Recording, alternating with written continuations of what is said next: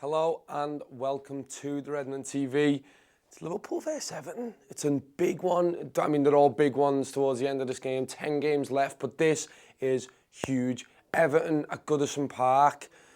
I mean, we've had some good memories over recent years of these ones, but look, coming off the back of a massive 5-0 win against Watford, we've been looking in depth and detail at that game, so I'm just so happy with how Liverpool are playing at the moment.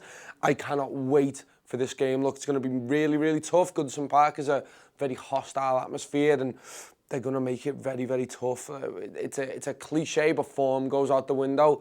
I don't think our form's going to go out the window. We're going to go in there ready for a war, but Everton are going to give us a real game, I really feel, and I'm still very, very confident, don't get me wrong, but it's still going to be a big game.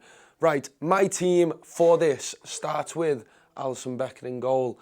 Look, 28 appearances, 15 goals conceded. I think he's got 16 clean sheets and 15 goals conceded. I read on Twitter last night. That is unbelievable. I mean, he's making 1.9 saves per 90 and then massive saves. If you look at the game against Watford, you're thinking keep a clean sheet and then have a set piece. The ball breaks to them. And what a save. I think he saves it with the top of his shoulder, and it's just him coming out fast, getting in someone's face and just nullifying the threat. It was unbelievable play, and he's done that so many times for this season.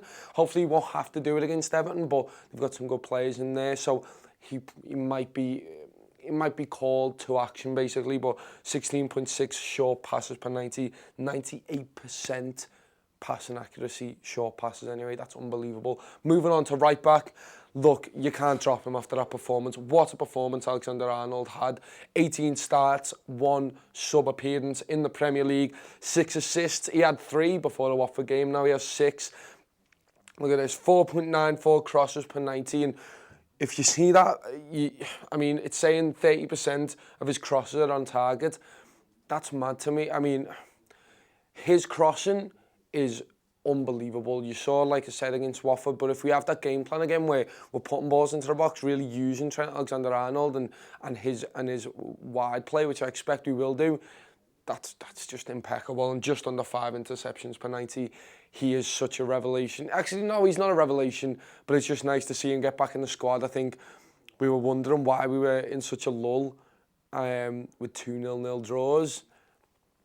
It seems like this guy, when he's on form, is the difference maker at the moment. Next to him, anyway, I've kept it the same because why change anything? And I don't know if Lovren or Gomez are going to be back in time. Joe Matip comes back in for me. He's been really, really solid. Again, I'm basing this off the Watford game because it's a really feel-good game. I really enjoyed watching that game.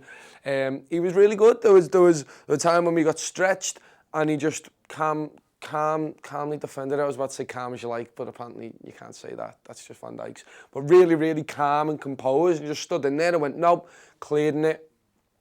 He's really started to settle into a partnership with Virgil van Dijk, isn't he? He's starting to just show some quality, and we really need him to. I mean, he's always had a bit of quality about him. He's good at striding out the fence, and his packing stats in terms of hitting the forward line from defence is fantastic. But it's just nice to see him be a bit more solid defensively, be a bit more stronger, and impose himself on attackers. And like you can see his stats here.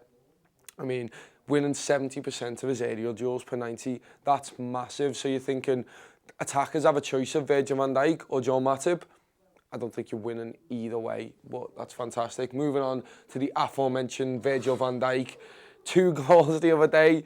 He is just a tower in defence, and I want to see him get more goals. Look, on his debut in the Cup, League Cup or FA Cup, can't remember, but I was there, and it was amazing. Virgil van Dijk jumps up, gets tall, and scores the goal, and I'd love to see that again. Everton have been really, really bad at set pieces this season, and it'd be nice just to exploit that, and this is the man to exploit that. I mean, again, he's winning 64.7% of his aerial duels.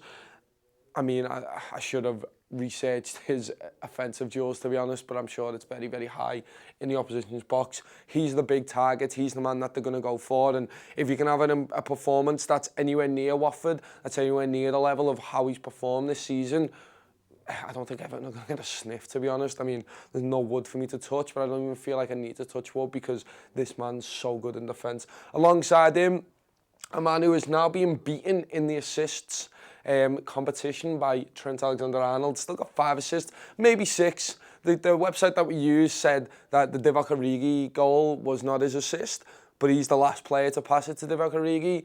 I mean, let's give him 6. Why not? I haven't. I've given him 5, but he could well have 6. He was up there and he was very, very influential.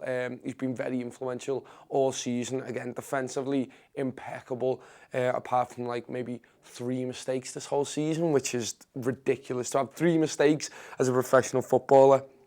I mean, he's making 3.65 interceptions per 90. His passing percentage is 82.9, and it's just when we're on the break, he's tireless. For the whole game, he is just fantastic, and maybe one of the best backs, maybe one of the left backs in the league, probably the best in my opinion. Let us know in the comments who you think's better. Hopefully you're all Liverpool fans, so I mean, you're not going to say Leighton Baines, are you? So that's fine. Or Digne. Does Digne play on the left? Anyway, Firmino is in the centre of midfield for me. 14 starts, 5 sub-appearances in the Premier League. Oh my word. Again, we did the stats and tactics. We're about to film that. Go and watch it on the website because we delve into just what Firmino did in that Watford game, and he's done it so many times this season. But oh my God, was he good in this Watford game? Everything, he just snuffed it out.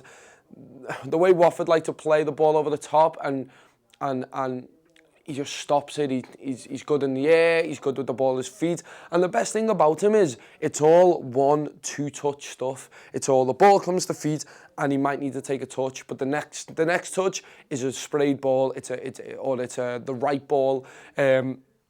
This man sets the pace of this Liverpool side, and usually that pace is very, very fast, and it's so calm, it's so composed. He's grown into this role, and if you're going to Goodison Park and you need a destroyer in there to combat their midfield as well, this guy is the man for it. 61.5% of his defensive duels getting won, making 4.73 interceptions per 90, and his passing percentage is 88.2%.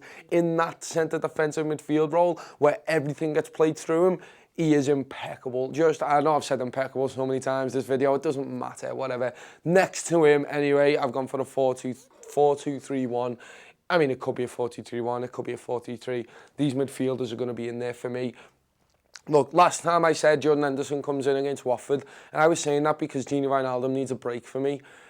After the way he played against Watford again, he did not look tired at all to me. Would you put Jordan Henderson in there? Let me know. Does this man deserve a break? Should he get a break? Do we need him to have a break? I mean, there's a big argument saying that we'd weaken our midfield, but Jordan Henderson knows how to play that role as well. He came on towards the end of that Watford game. He's played so many times this season and had a really good season, but Wijnaldum's been fantastic. I just fawned over Fabinho's passing percentage, 93.2% passes accurate per 90. And just look at his dribbles. That's the thing about Gini Wijnaldum is he gets the ball to feet and he's not afraid to turn and beat a man, and he's doing that successfully, 82.7% per 90, which is fantastic. Really, really good player, and I love the way that he got further forward against Watford. That's what I like seeing him do. It's why when Gini seems to get further forward, we seem to do so much better in games. It frees up more space for the attackers. It lets people drop in deeper. It lets our attackers, who we'll talk about later, have more of a run of the ball because he's there occupying defenders. So we'll move on further forward. Now, I've gone with Naby Keita because I want him to come in here and show just the whole of Merseyside what he can do, and I really, really believe he will. Look, he's had 13 starts in the Premier League, 10 sub-appearances in the Premier League. Again, his dribbles, 65.1% of them are successful. His offensive duels, over half of his offensive duels are successful, and you're making 3.9 interceptions per 90. That just means that in the position that we want him to play, which is the James Milner role against Watford, the attacking role, the high press role, further up the field, he's got it all. Look at them interceptions, he's making 4 of them, so he's getting in the right areas, he's blocking passing lanes, he's rushing defenders into hoofing it up, and then we just sweep that up. We have the back line to just sweep that up, and Naby Keita's massive in that. I want to see him get a goal, I really, really do, and what a night to get it would be at Goodison Park to win us the game, let's say, in Fantasyland. just to make it, you know, Fantasyland would be him getting the 4th goal, wouldn't it? But to put us level on goal difference with Man City if they get no goals. But yeah, fantastic. I really want to see him in the midfield. Let us know if you want to see him in there, or do you want to see a Lallana? Probably no. Do you want to see a Milner back again in that midfield and make that a 3? It's an interesting shout. I'm sure there'll be some comments for that as well. Right, moving on to the right wing. It's Mo Salah. Look, you can already see he was brilliant the other day, wasn't he, against Watford? I mean, yesterday against Watford. I mean, the way that we created space for him and let him do what he wants to do. It was either 16 or 18 dribbles, I think he did against Watford. Was it 18, say? 18 dribbles against Watford. Anyway. Attempted dribbles, which is just shows you how much he wanted a goal there, how much tenacity he has. And, all right, a lot of them didn't come off, but the fact that he's doing it over and over again, scaring defenders. At one point, they had to put 3 defenders on him, which is ridiculous. It's freeing up so much space for everyone else. And that's the thing. 17 goals, still top scorer. Changed this to 7 assists. Again, the website we use says 6 assists. But the Premier League stats is 7, and someone keeps commenting to me every time to change it. So for you, commentator, there you go, I've changed it. But like I say, 61.9% of his dribbles per 90 are successful, and he's having 3.31 shots per 90. So, I mean, he's just shooting on goal. He's a goal machine. He's a massive threat every single time we play. And look, he might not have scored for a few games, but it doesn't mean that he's not a threat. Teams are setting up to defend against him, and you best believe that Everton are going to be terrified of him because he's done some work against them in the past. Moving on to the left-hand side, he had a fantastic game once again against Watford. He's been the impetus in these games where we haven't clicked. Sadio Mane's been the impetus, and he scores the first 2 goals against Watford. I keep saying Watford, there's a reason. I'm just happy about it. It happened yesterday. That's why my voice is gone. But Sadio Mane, just fantastic. No matter where he plays on the left-hand side and he beats a man for fun. Plays in the number 9. Again, stats and tactics, we go in depth on him as well. And the way that he's making runs, he seemed to really relish the fact that he was allowed to play in that position. Obviously, he's not going to be in such a freer role as he was. I don't think so, because I think Roberto Firmino's come back in, but we'll talk about him in a sec. But look, he's making 10.69 offensive duels per 90, 50%. 50% of his offensive duels per 90 are successful. That just means he's tearing people apart. Obviously, I mean, as an attacker, you expect that percentage to be low, you know what I mean? You're coming up against 2-3 men, and the fact that he's just beating people for fun is fantastic. 2.31 shots per 90, not as high as Mo Salah, but he seems to be the one who's creating. Obviously, I mean, he's missed a few chances. The big one against, was it against Bayern? I think it was against Bayern, where he's on a swivel and he misses it. But he's just integral to how we play. He's one of the players that just can't be dropped alongside Roberto Firmino. Who else can play that left-hand side for Liverpool as well as Sadio Mane? Not many players. I mean, you can have makeshift people in there, but in terms of that threat, in terms of that running ability, in terms of the diagonal ball over the top, he can come in the centre. He seems to be like I talk about Virgil van Dijk being a focal point of our attack for set pieces. We seem to hit him at the near post quite a lot, to be fair, and he's nearly scored on a few of them. He's a fantastic player. And then, last but not least, the man is returning, Roberto Firmino. And look, there's a lot of talk. Will he be back? Was Klopp lying? Is it one of them where he's just saying that to make Everton change the plans, and then we might play what we did the other day, last night, in terms of putting Origi back up top and having that kind of fluidity? I just want to see him back in. I really feel like Roberto Firmino's missed one game this season. He doesn't want to miss any others. He was watching on his couch, Instagramming it last night. He does not want to be doing that again. He wants to be up there, and he wants to be up in his goal tally. I mean, his stats don't look as good as Sadio Mane's or Mohamed Salah's. I've compared them in terms of their offensive duels, dribbles and shots. But it's his all-round work rate, and the way that he gets back in defensively. He is the perfect number 9 for this system. Look, we saw Sadio Mane play the number 9, and he was fantastic at it. But he's just learning off what this man has done all season and last season. He is just fantastic, and you give him the ball in the middle of the park, he will do bits with it. Why do I say bits? I hate that word. Anyway, he just does things, magical things with the ball, and I really want to see him back, and I really believe that he's going to come back into this team. And if he's back fit, Jurgen Klopp's going to pick him. Now, let's see the team in its entirety. Like I said, it's a 4-2-3-1. Back four, as normal. Two in the middle, but again, that could shift to Firmino coming in, letting Wijnaldum get further up, Keita get further up, and then just push everyone forward, push them back. Their number 9's going to be about there, because that's the only place they can get to him, and everyone's going to be up there, free-flowing, lovely attack and play, which is what we did against Watford. And if we play anywhere near how we played against Watford, we are going to absolutely batter Everton, because this team, I have no qualms in saying this team has enough to batter them, absolutely batter them. Doesn't matter if we're Goodison or not. Like, they have a good side, don't get me wrong, some very good players in there, talented players, but this side can nullify it, and this side can beat anything they've got defensively, in my opinion. Let me know your thoughts in the comments side. Do you have anything to kick us off? Yeah, so first of all, I'd just like to thank Legend Killers, who gave us a super chat saying, love your content, lads, keep it up. Thanks very much. Jason Cox, will start with, says, if Bobby isn't fit, Mane should absolutely move central. He looked fantastic in the number 9.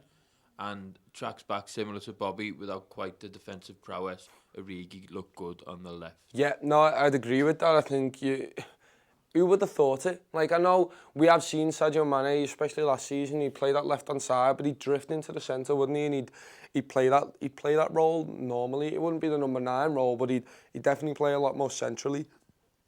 Whereas this season, he's been very much on the left-hand side and only coming centrally when Robertson comes across past him.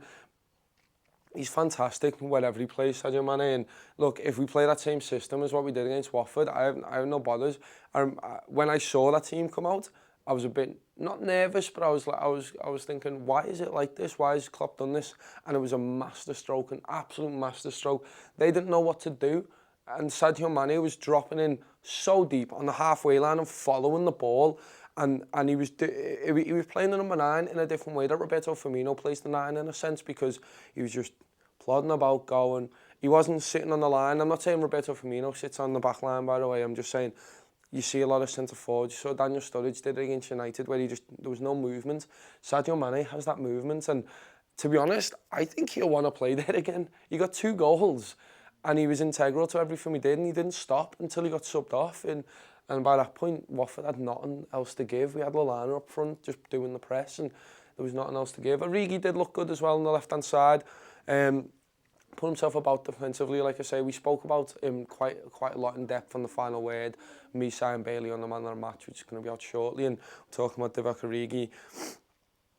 And I was kind of harsh on him, to be fair. I kind of said that he didn't do enough in terms of tackling, but Sai corrected me and just went, look, he's there, and he's putting in the work rate, he's putting in the shift to make sure that he's there, putting his body in there. And to be fair, he put in quite a few good tackles, shepherded out on the left-hand side, and that's what you need on them wings, is you need a good defensive work rate, and it's telling that Shaqiri wasn't put in there, because would Shaqiri do that role? Who knows? I mean, Shaqiri could be a shout. Does anyone want to see Shaqiri? Let us know. Any other comments, sir? So a couple on James Milner. So Biggie Smalls, hopefully it is the real one, but you know, yeah. I thought Milner back in the midfield was brilliant yesterday. Yeah. Long time since we've seen him there apart from yesterday. And then Sam Candelaff says no, Milner is a joke, and LeBlade says Milner over Keita. The man is in English, Xavi. Mad that, innit? The other week, no one would want Milner in, and everyone wants Keita in. Look, if Milner's in this team, if it's the same team as Watford, sound. You know what I mean? I genuinely, it'd be fine, and we've got a week break after it as well, so it very well could be. I think it's very much a battle in midfield, isn't it? I mean, it's Fabinho, Wijnaldum and Milner. It's a battle in midfield, and it's a very high press midfield, and it's a workhorse of a midfield. Everyone knows the roles, in and out. They're all experienced at it. Now that Fabinho's come up to speed. Look, fair. If Milner comes in, then that's boss, isn't it? I really just think Keita can do that Milner role as well, and I think I'd like to see him. I'd like to give him a test. All right, if it doesn't work, you put Milner on second half, that's fine. I just want to see Keita being given a bit of rope to hang himself with, and being going, do you see that performance against Watford, lad? That's what you need to do. You need to get up there, you need to high press, the situations, you need to do this, this and this. And Milner was fantastic. I think Keita has the prospect to be better. And I want to, like I say, I want to give him the opportunity to do that. But again, if it is Milner in midfield, fair play. I agree with you. I don't think it's a joke if he's not in there, but I think it's a very, very solid option anyway. No? So we had another super chat from DXSH Tempers, who says, I can probably see Shaqiri or Divock coming on after 60 if things ain't going right. What do you think? By the way, love the vids, boys, up the fucking Reds.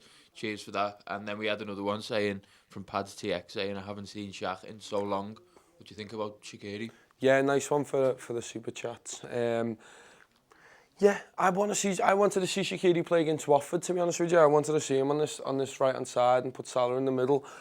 I think Shaqiri's very much, it's a weird one, isn't it? Because we know how good he is as an impact sub. You bring him on and he's got the legs, he's got the speed, he's got the passing ability, which we haven't seen for a while, which is the mad thing. When he first came into this team, he was playing little deft touches, you know what I mean, and playing Salah in, and we were scoring from all them. And I was sat there, I was like, I didn't realise he had this passing ability, like I say, and I always thought he was just a focal point, a player that you'd lump the ball up to and then say, do something with it. But now that he's in a team of players who are better than him, he doesn't need to do that, he can just feed them. Where's his best position for you? Do you reckon he's best in the number 10? Do you reckon he's best on that right-hand side? Or even the left-hand side?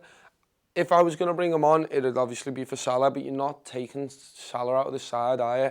So are you going to put him in the midfield? Is he going to do the defensive work that Milner or Keita would do? I'm not sure. It's a tough one. I really feel like I agree with the first comment, the super chat, in terms of if things aren't going right, you bring on Shaqiri, you bring on Origi, maybe even a Daniel Sturridge. You know, Daniel Sturridge can finish things. Maybe he doesn't have the work rate for what we need to do in terms of the system, but if you're lumping balls up last 10 to try and nick a win or to try and hopefully it won't be the case, but maybe it's 1-0 to them and we need to get a draw. It's not going to be that, but you never know. I mean, we need to win this, so if it's a 1-1 draw, or it's a 0-0 draw, I think Klopp's going to have to just throw everything at it and just go for it. Like I say, we do have a week's break after it. Yeah, I agree. Super sub and bring him on to be the difference maker. We've seen him do it this season. So I'll make this the last comment because we need to wrap up. So Johnny Walker says, Goodison will be full of red smoke on Sunday. Marco Silva sacked on Monday morning. Wouldn't that be just lovely? It would be fantastic. I'd love to do the double against them. I would love it if they set off a blue flare for some reason and we score again. I don't think it's ever going to happen that way ever again. Ever. Like, that might be the best derby ever. I don't think it's ever going to be topped, to be honest. The flare getting done, then Jordan Pickford putting it back into Divock Origi. Oh, we're going to do it so much easier than that. It's not going to be nervy. We're literally going to go out there with this team and smash them. Even if it's not this team, whatever team Jurgen Klopp picks, I think it is this. It is the starting 11 prediction. Whatever team Jurgen Klopp picks is going to beat Everton. I might sound overconfident or cocky, and maybe some people are saying, oh, don't. We are the top of the league for a reason. You know what I mean? We are fantastic, and Everton have been in some pretty dire form recently. We need to show the league that we're going to stay on top and we're not going to be knocked off top by Man City. And the only way to do that is by keeping winning games. And like I say, this team has it all for me. Defensive stability, midfield, just we win every battle, and attacking prowess. Unbelievable side. No matter, the squad is just developing, and we've still got people to come back. Oxlade-Chamberlain, Dejan Lovren, Joe Gomez, still to come back into the side. It's such an exciting prospect in terms of the final run-in to this Premier League season, isn't it? Thank you everyone for watching. Like I say, this is mine. Let me know yours in the comments. I'll be in the comments. I always read these comments, and whether they are nice or horrible, I read them all. And yeah, just tell me what you think of the team, what you want to see. Do you want it the same as Watford? Do you want it different? Should we use some rotation in there? Like I say, we do have a week's break, but still, you don't want to make players have too much fatigue. Don't forget to watch the final word if you want to bask in all of the Watford glory. We've got the final word out, the man of the match is out, stats and tactics going in depth, make sure you watch that. It's getting recorded literally straight after this. It's been a busy day. I've been getting stats all day for that show, so make sure it's all not in vain. Go and watch that. Like I say, the Umbu will be out, I think, either tonight or tomorrow. We've done a video with the Toffee TV lads, which is fantastic. They're hilarious as ever, good lads as ever. And yeah, like I say, this is the starting 11. Come on, Liverpool. We need to go out there and stay top of the league and keep that pressure on Man City. Again, I say it every time, even though we're top, we still need to keep the pressure on them, keep them on their toes, make sure that they don't get an easy ride. And yeah, I'm sure we will. Thank you everyone for watching. I'll see you next time.